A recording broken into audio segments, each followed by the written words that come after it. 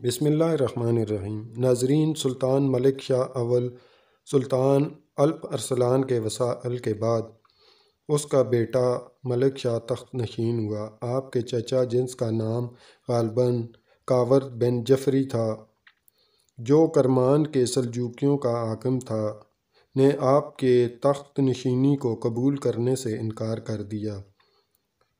ہمدان کے قریب چچا بھتیجا میں خون ریز معرکہ ہوا۔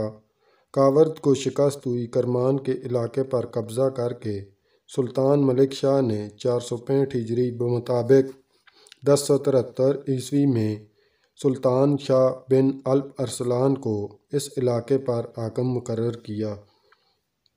سلطان ملک شاہ کے دور میں سلجوق سلطنت کو بڑی وسعت نصیب ہوئی۔ سلطان ملک شاہ اور مشہود مدبر وزیر سلطنت نظام الملک طوسہ کی زیر قیادت سلجوقی سلطنت اپنے عروج پر پہنچ گئی۔ یہ لائق اور بہادر باپ کا سچا جانشین تھا اور اوصاف میں اسی کے مشابہ تھا۔ اس کا عہد سیاسی عروج، علمی ترقی اور دینی عظمت کے لحاظ سے بہت اہم تھا۔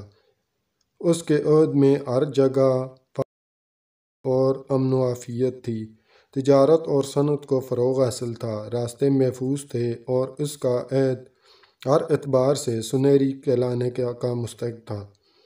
علمی ترقی، دینی عظمت، معاشی خوشحالی اور تمدنی عروج کسی جگہ کمی نہ تھی، اور وہ بلا کا شجاع اور بہادر تھا اور جہاں رخ کیا وہاں کامیابی حاصل کی، ہر دشمن کو زیر کیا اور سلجوقی حکومت کو وسعت دی۔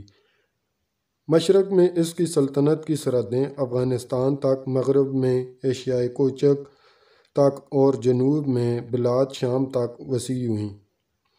اس کے عہد میں نہ صرف پورے دمشق کو سلجوقی حکومت میں شامل کر لیا گیا بلکہ ترکستان کو فتح کر کے خاقان چین سے بھی خراج وصول کیا گیا اور اسلامی جھنڈا ساحل شام تک لہرایا۔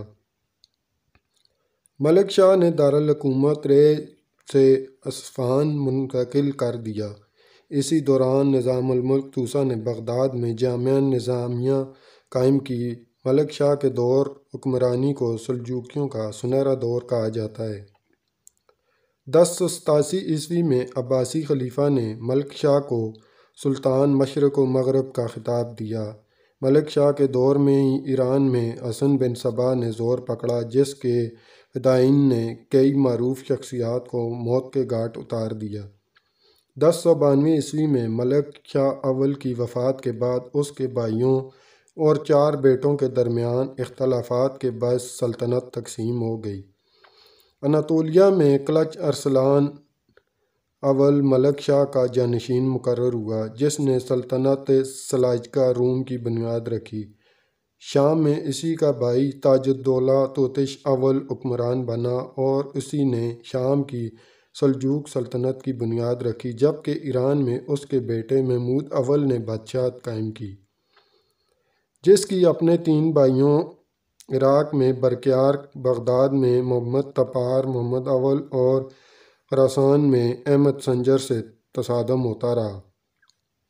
توتش اول کی وفات کے بعد اس کے بیٹوں رضوان اور دوقق کو بالترتیب حلب اور دمشق وراثت میں ملا، اور ان دونوں کی نااتفاقی کے باعث شام کئی حصوں میں تقسیم ہو گیا، جن پر مختلف امراء کی حکومتیں تھیں۔